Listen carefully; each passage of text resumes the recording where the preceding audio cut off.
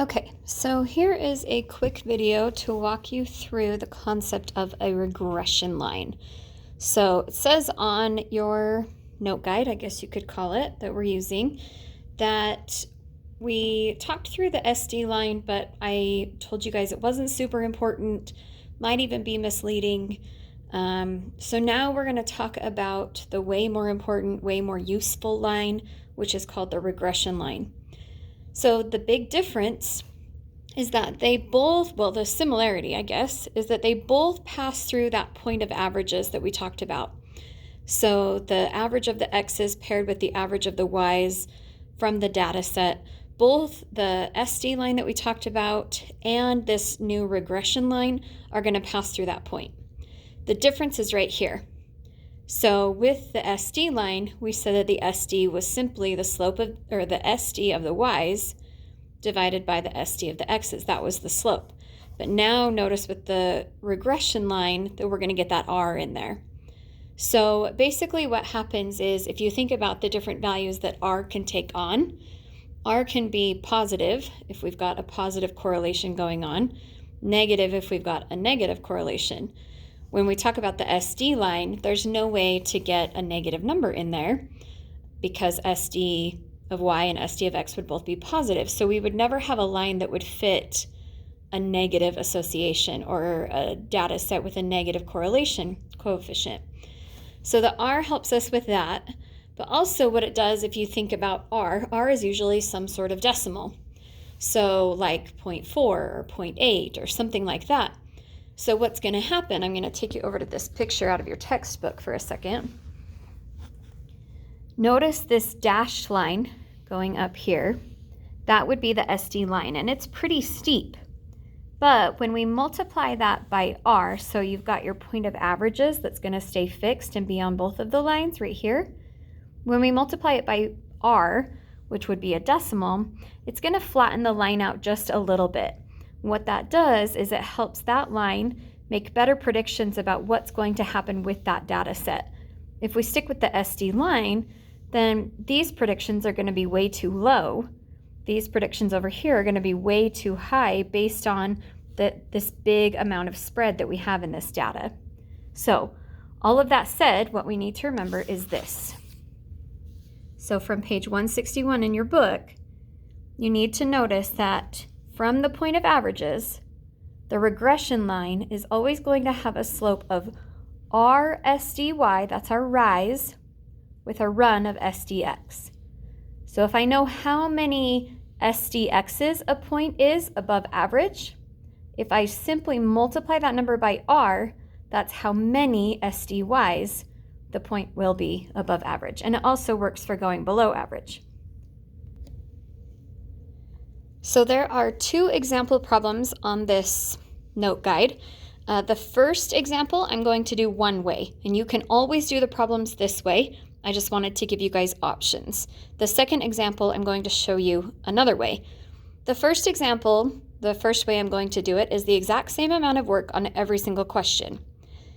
The second way, you have to do kind of a lot of work up front, but then it's way, way quick and super easy after you do that work up front. So the questions will get answered a lot quicker as soon as you've answered the first one, basically. So option number one. So our question here is, in a study of the stability of IQ scores. So they're wondering, does your IQ stay the same? Okay, they're going to test individuals when they're 18 years old, and then they're going to test those same people again when they're 35 to see if their IQ has changed. So the results, when they were 18, the average score from the data set was an IQ score of 100 with an SD of 15. Notice when they were age 35 that the average score was still 100 with an SD of 15, but do you see this R value of 0.8? It means it's not a perfect correlation, which means that some people's IQ scores were going a little bit higher, some were going a little bit lower. It's just not a perfect relationship. So we're going to estimate the average score at age 35 for people who scored a 115 on their IQ test at age 18. Okay, so this one is actually going to be pretty simple because of how easy these numbers are. Notice how 115,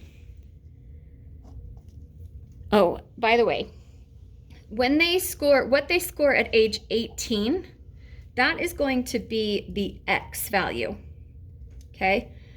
How I know that is because age 18 comes before age 35, so most likely we would use their IQ score at age 18 to explain or be the explanatory variable to help us predict what their IQ score might be at age 35.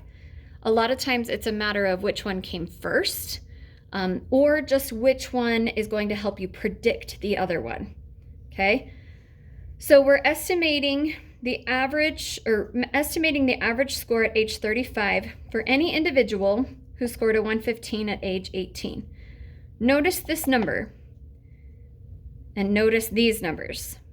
So this is 100 plus 15, or we could say it's exactly 1 SD for our X's above the average X. Okay, so 1 standard deviation above average, which means because of our slope right here, if we have 1 SDX, then we are going, our Y value is going to be 1, that same 1 right there, 1 times R SDYs above average.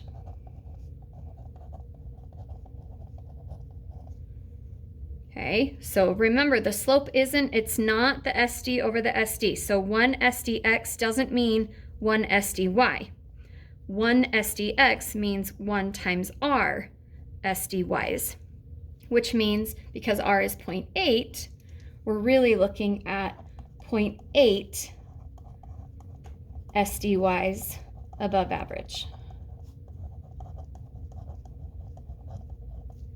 What is the SDY? Well, here are Y variables right here, and that SD is also 15.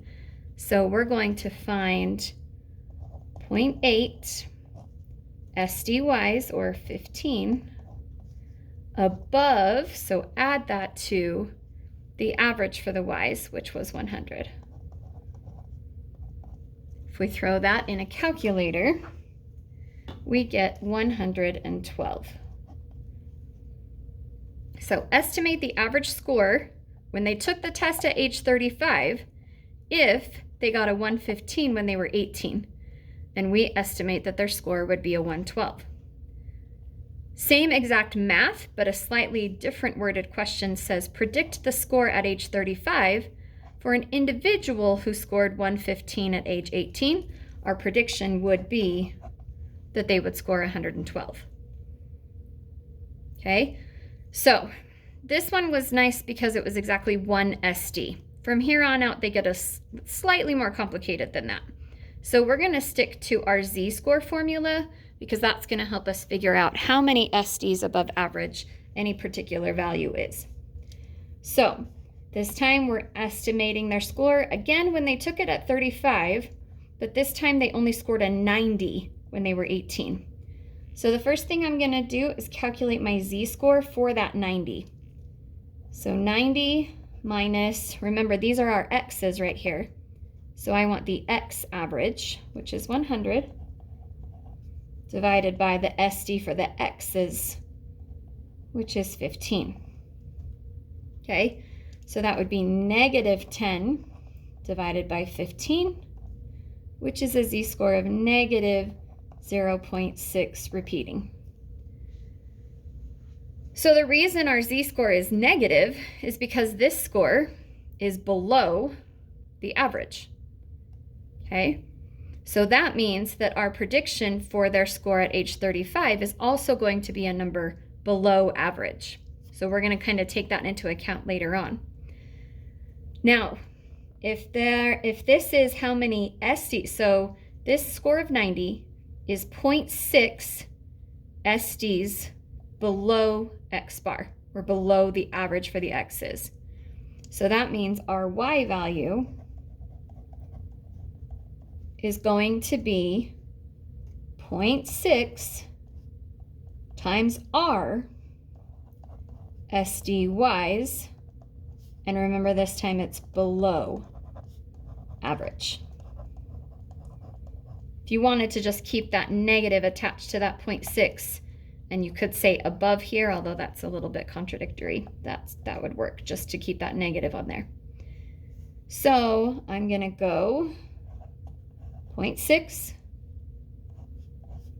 times R, which for us in this case, R is 0.8. SDYs, one SDY is 15 points. So I'm going to multiply this by 15. Okay, so that changed, just all of that multiplied together, and that's 0.6 repeating. Let's remember that because that's going to affect our calculation. So 0.66666 times 0.8 times 15 gives me 8. So if they scored 10 points below average, right? A 90 is 10 points below average when they were 18. Our estimate is that when they are 35 years old, they will score 8 points below average for the 35-year-olds. So their score is predicted to be 8 points below 100 or a 92. So the first one we estimated a 112. This one we estimate a 92 because they were scoring below average. So same thing here. The prediction that we get for the score that a 35-year-old would get if they scored 90 at age 18, we predict that their score might actually go up a smidge, up to a 92. Okay, so we could do the exact same thing again. I'm going to go ahead and leave this one for you guys to try, but I will attach an answer key. If you haven't taken a chance yet, please pause the video and try parts E and F from example 1 to see if you can manage that way of calculating on your own. So make sure you do that before you move on to this example. So remember, with example 2, I'm going to show you a slightly different way of doing things. And I warned you that it's a little more work up front, a little work you have to do ahead of time, but then actually calculating these answers is going to go really, really fast. So what we're going to do is we're going to go back to that day when we kind of reviewed the slope-intercept form of the equation of a line. We talked about how to write the equation of a line given a slope and maybe a y-intercept, or specifically, we talked about how to write the equation of a line if we knew the slope and any point that that line passes through. Because information that we have on here is going to give us a point that the line passes through.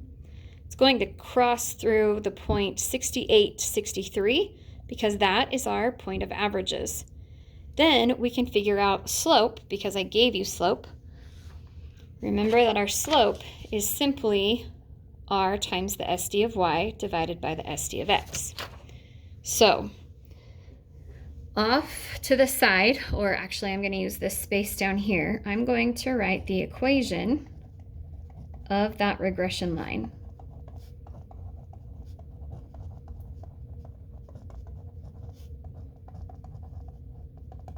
And I'm going to do it by first recognizing that we will pass through the point of averages. Okay, so we need to figure out which is x and which is y. Now, does the height of a husband help us predict the height of his wife? Or does the height of the wife help us predict the height of the husband? Well, hopefully you can recognize in this particular situation, one doesn't necessarily come before the other, and our calculations would probably result in the same answer either way. So what I need to look at is how they ask the question. They're asking us to predict the height of a wife. Okay, we're predicting the y values because they're giving us the height of the husband. So they're assuming that the height of the husband explains or helps us make a prediction about the height of his wife. So the height of the husband is going to be our x variable, while the height of the wife becomes the y variable. Again, they could have asked this, predict the height of a husband, when the predict the height of a husband when the height of his wife is, and they could have given us heights that way. We could have gone the other way, but because they're asking us to predict wife is the y, or wife is the output variable. Okay, so that means our point of averages has x as 68 and y as 63. So husband, wife. Okay, and then our slope is going to be r, given to us here, times the SD of the y's,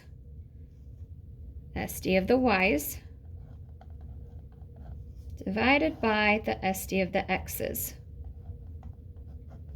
which is our 2.7. Okay, this is not going to turn out to be a pretty number, so we are going to have to round this a little bit, but that's okay. So throwing that in my calculator, I get that the slope is going to be, let's go 2.2315. We'll go 4 decimal places just to help us get a little bit of accuracy as we go. Okay, so we have the point that it passes through and we have the slope. And remember, I taught you 2 ways to do this. You could use y equals mx plus b, plugging in x and y and m. Okay, so that's going to give us y is 63, m, x, and we need to solve for b. So if I quickly solve for b,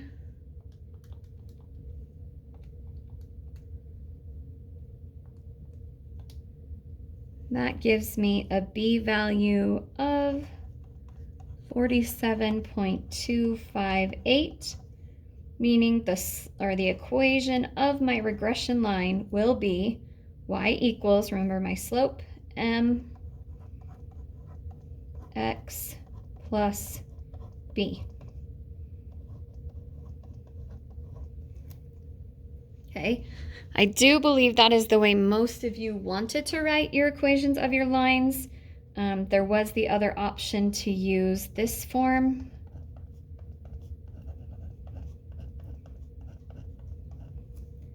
Okay, I'm not going to go through that in the video, but you could also find it that way.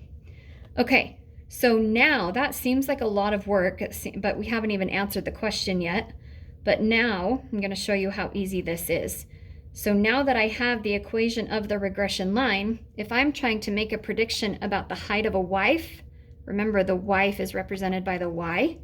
So if I want to find the height of a wife, all I have to do is plug in the height of her husband into this equation. So to find the height of a wife, if her husband is 72 inches, I just get my calculator and I evaluate 0.2315 times, instead of x here, I put a 72 plus 47.258. If I throw that in a calculator really quick,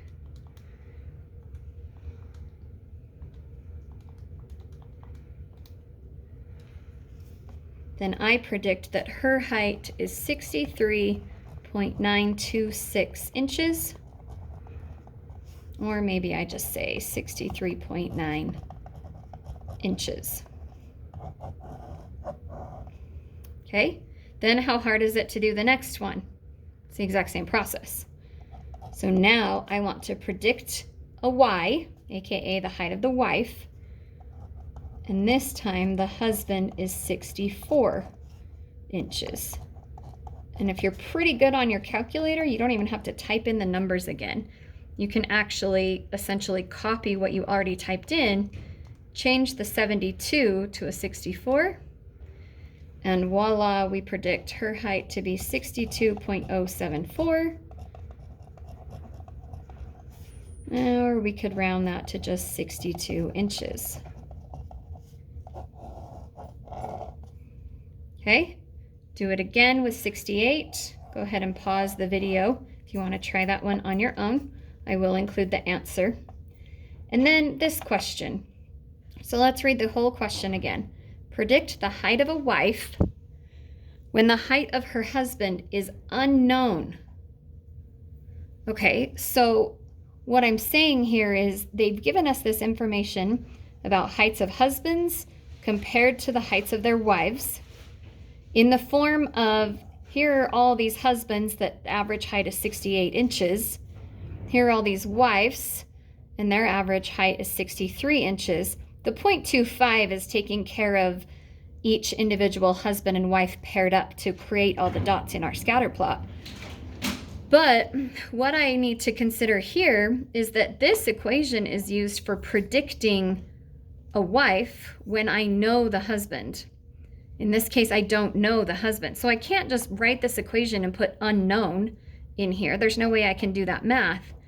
But what I can do is I can just go back to the data and say, okay, if I collected all this data and this is the conclusion that I've come to, does it make sense that if I have no idea how tall her husband is, my best guess at how tall the wife is would be this 63 inches right here? Okay, so when we don't have information, our best guess is always just average. Yeah, like if I needed to predict your GPA and I knew nothing about you, my prediction would probably be just the average GPA at Payson High School. Okay, same idea.